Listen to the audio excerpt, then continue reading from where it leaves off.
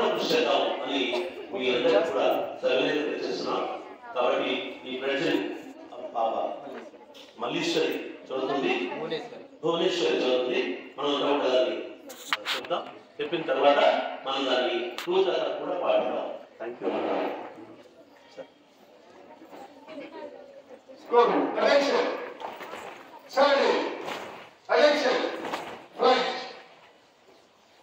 మేము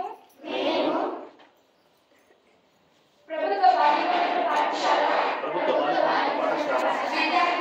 విద్యార్థులము ప్రపంచంలో సుస్థిరమైన శాంతి మరియు సౌభ్రాతృత్వాన్ని మేల్కొల్పేందుకు అవిశ్రాంతంగా